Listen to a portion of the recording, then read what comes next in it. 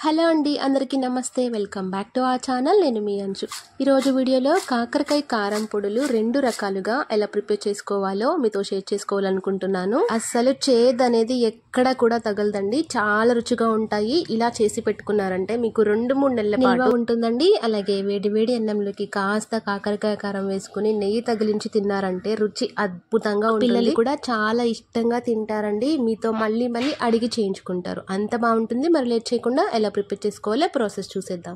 ముందుగా దీనికోసం నేను ఇక్కడ కేజీ కాకరకాయలు నీట్గా శుభ్రం చేసి పెట్టుకుని ఇలా సన్నని చక్కెర లాగా కట్ చేసి పెట్టుకున్నానండి. ఈ కాకరకాయ ముక్కలు ఎంత సన్నగా వీలైతే అంత సన్నగా కట్ చేసుకోండి. మనకి ఉప్పు త్వరగా పడుతుంది, అలాగే తినేటప్పుడు అస్సలు చేదనిపించదు అనమాట.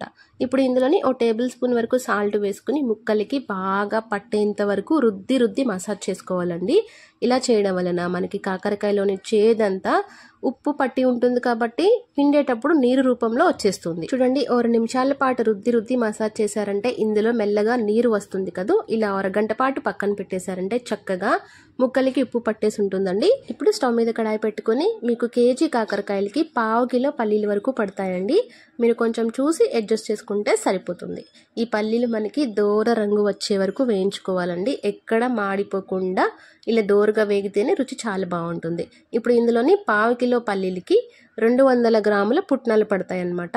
ఈ పుట్నాలు మరీ వేగాల్సిన అవసరం లేదండి. పల్లీల్లో ఉన్న వేడి కాస్త పీల్చుకుని కొంచెం వేడెక్కితే సరిపోతుంది. వేగిన పల్లీలని కూడా పక్కన ఉంచేసుకుని కడాయిలో కొంచెం ఆయిల్ వేసుకుని 2 టేబుల్ స్పూన్ల వరకు పచ్చిశనగపప్పు, అలాగే 2 టేబుల్ స్పూన్ల సాయమినపప్పు, అలాగే 2 టేబుల్ స్పూన్ల వరకు ధనియాలు వేసుకొని చక్కగా మంచి స్మెల్ వచ్చేంత వరకు వేయించుకోవాలి. చూడండి, దినుసులు మనకి 2 నిమిషాల పాటు ఫ్రై చేసుకున్నారంటే చక్కగా మంచి దోర రంగులోకి వచ్చేసాయి కదా. ఇలా వస్తేనే రుచి చాలా బాగుంటుంది.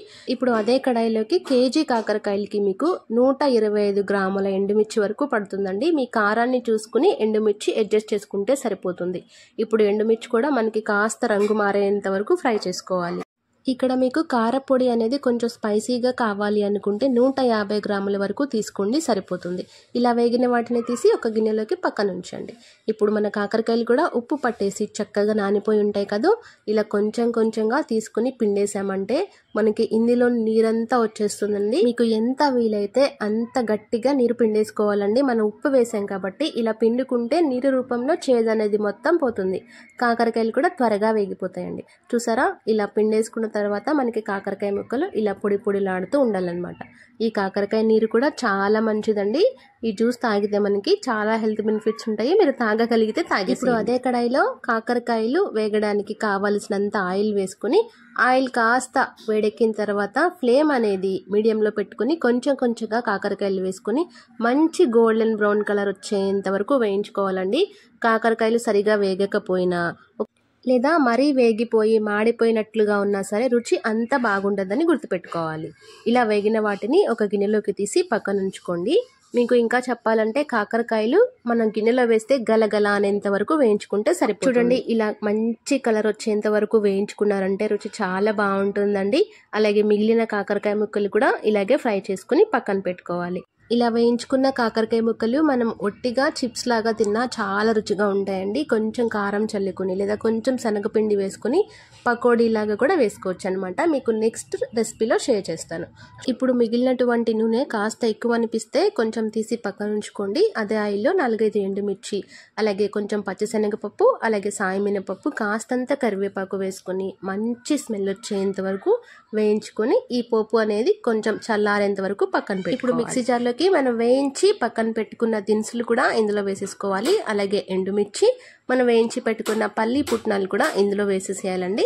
ఇప్పుడు ఇందులోని పలిచి పెట్టుకున్న 10-12 వెల్లుల్లి రెబ్బలు, అలాగే 2 టేబుల్ స్పూన్ల జీలకర్ర, రుచికి సరిపడా ఉప్పు వేసుకుని ఫైన్ పౌడర్ చేసి పక్కన పెట్టుకోవాలి. మెత్తగా పట్టిన పౌడర్లోకి 10-15 వెల్లుల్లి రెబ్బలు కూడా వేసుకుని కచ్చా మిక్సీ పట్టేసి పక్కన ఉంచుకోండి. ఇప్పుడు అదే మిక్సీ జార్లోకి వేయించి పెట్టుకున్న కాకరకాయ ముక్కలో నుంచి సగం ముక్కలు తీసుకొని ఇలా బరకగా గ్రైండ్ చేసుకుంటే రుచి చాలా బాగుంటుందండి.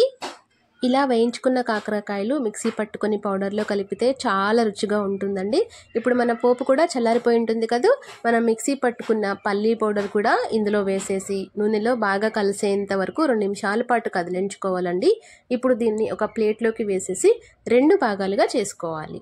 ఈ స్టేజ్లోనే మీకు ఉప్పు సరిపోకపోతే కొంచెం అడ్జస్ట్ చేసుకుంటే సరిపోతుందండి. మనం ఆల్రెడీ కాకరకాయలకు ఉప్పు పట్టించేసి వేయించుకున్నాం కాబట్టి చూసుకుని వేసుకుంటే సరిపోతుంది. ఈ పౌడర్ని ఒక గిన్నెలోకి తీసుకుని మనం మిక్సీ పట్టుకున్న కాకరకాయ పౌడర్ని కూడా ఇందులో వేసేసుకోవాలండి.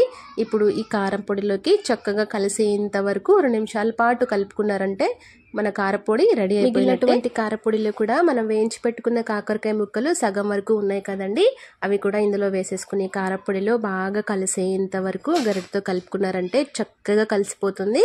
ఇలా 2 రకాల కారపొడులు చాలా ఈజీగా చేసుకోవచ్చండి. చాలా రుచిగా ఉంటాయి. ఖచ్చితంగా ట్రై చేయండి. ట్రై చేస్తే మీ ఫీడ్బ్యాక్ నాకు కామెంట్ రూపంలో తెలియచేయండి. మరిన్ని వంటల కోసం మన ఛానల్ని సబ్స్క్రైబ్ చేసుకోండి.